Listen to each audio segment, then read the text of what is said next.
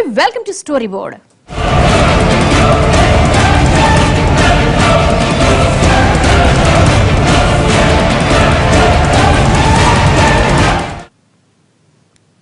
Brexit ఈ ఒక్క మాట ప్రపంచవ్యాప్తంగా సృష్టించిన సంచలనం అంతా ఇంత కాదు.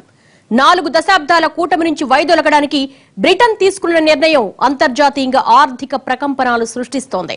బ్రెగ్జిట్ రెఫరెండంతో కథ ముగిసిపోయిందని అంతా అనుకున్నారు. కానీ దానికి విభిన్నంగా అక్కడి నుంచే కథ మొదలైంది. బ్రెగ్జిట్ ఎఫెక్ట్ మరిన్ని దేశాల ఎగ్జిట్లకు శ్రీకారం చుట్టింది.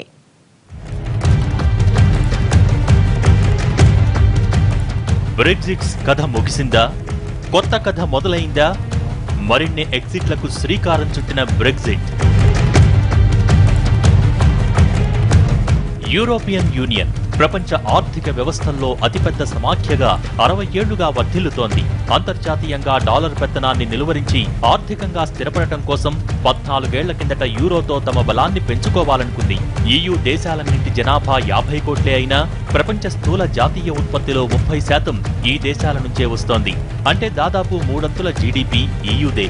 మరి ఇలాంటి సంపన్న కూటమి నుంచి ఎందుకంత ఈజీగా బ్రిటన్ వైదొలిగిందన్నదే ఇప్పుడు అందరిలోనూ తలెత్తుతున్న ప్రశ్న.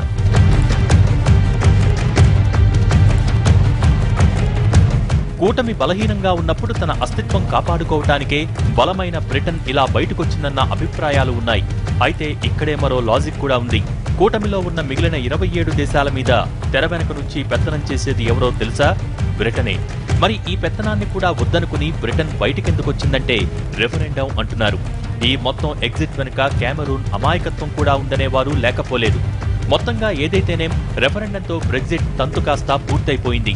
అయితే ఇక్కడితో కథ ముగిసిపోయిందనుకుంటే పొరపాటే.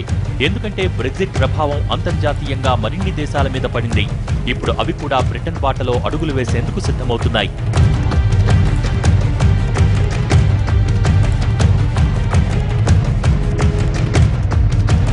అవును, బ్రెగ్జిట్ తర్వాత ప్రపంచ దేశాల తీరు మారింది.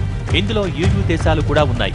తామేమీ తక్కువ తినలేదంటూ మరికొన్ని EU దేశాలు కూడా ఎగ్జిట్ కి సిద్ధమవుతున్నాయి.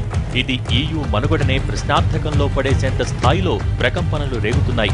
బ్రిటన్ దారిలో అడుగులు వేసేందుకు మరిన్ని పెద్ద దేశాలు కూడా ఆలోచనలు చేస్తున్నాయి. ఇప్పటికే కొన్ని దేశాలు ఆ దిశగా పావులు కూడా కదపడం మొదలుపెట్టేశాయి. ముఖ్యంగా బ్రిటన్ వైదొలగటంతో EUలో ఇన్నాళ్లు గుట్టుగా ఉన్న రాజకీయ సమీకరణాలన్నీ ఒక్కసారిగా మారిపోతూ వస్తున్నాయి. ఇన్నాళ్లు సభ్యదేశంగా ఉంటూ వస్తున్న జర్మనీ ఇప్పుడు EU మీద పెత్తనం చేసేందుకు ప్రయత్నాలు చేస్తోంది. మరోపక్క మిగిలిన దేశాల్లో కొన్ని ఈ విషయాన్ని తీవ్రంగా వ్యతిరేకిస్తున్నాయి. ఇవన్నీ కలిసి EU విచ్ఛిన్నానికి దారితీసినా ఆశ్చర్యపోనక్కర్లేదన్న అభిప్రాయాలు వినిపిస్తున్నాయి.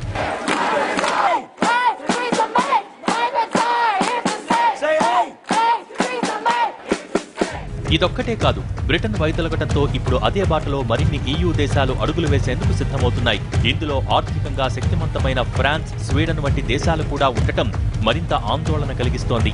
EUలో బ్రిటన్, జర్మనీల తర్వాత ఆర్థిక, రాజకీయ స్థిరత్వం ఉన్న దేశం ఫ్రాన్స్. ఇక EUలో 3వ అతిపెద్ద దేశం స్వీడన్. ఈ రెండూ వైదొలిగితే EU బలం సగానికి పడిపోయినట్టే. ఇక ఇప్పటికే స్వీడన్ ఆ స్వెగ్జిట్ దిశగా ఓ 3 అడుగులు కూడా వేసేసింది. ఇప్పటికే తమ దేశంలో ప్రైవేట్ సంస్థలతో ఓటింగ్ నిర్వహించి చూసింది. ఈ సర్వేలో స్వీడిష్ ప్రజల్లో ఎక్కువ మంది స్వెగ్జిట్ కి అనుకూలంగానే స్పందించినట్టు తెలుస్తోంది. బ్రిటన్ తో పాటు స్వీడన్ లో కూడా EU నుంచి బయటకు రావాలన్న డిమాండ్ చాలా కాలంగా వినిపిస్తున్నాయి. ఇప్పుడు కూడా బ్రెగ్జిట్ ప్రభావంతో స్వీడన్ లో ఇలా కోరుకునే ప్రజల సంఖ్య మరింత పెరిగే అవకాశం కూడా లేకపోలేదు.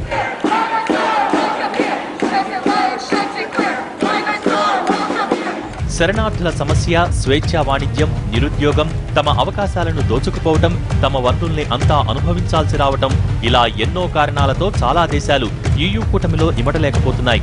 యూరో అధికారిక కరెన్సీగా ఉన్న దేశాలు తప్ప మిగిలిన దేశాల్లో చాలా దేశాలు EUపై సుముఖత వ్యక్తం చేయటం లేదు.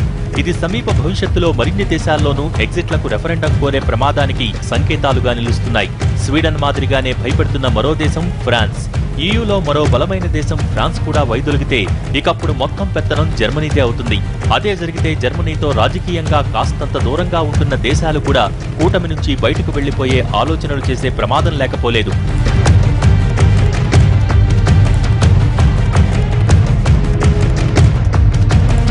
ఇది మొత్తంగా EU కూటమినే చిన్నాభిన్నం చేసేసే ప్రమాదం ఉంది. అంటే డెన్మార్క్, గ్రీస్, హంగేరీ, ఆస్ట్రియా వంటి దేశాలు కూడా సమీప భవిష్యత్తులో ఎగ్జిట్ ప్రకటనలు చేసే అవకాశాలు కనిపిస్తున్నాయి. తమ దేశంలో ఉన్న భారీ వనరుల్ని EU దేశాలన్నీ దోచుకుంటున్నాయన్న భావనలో ఈ దేశాలు ఉన్నాయి.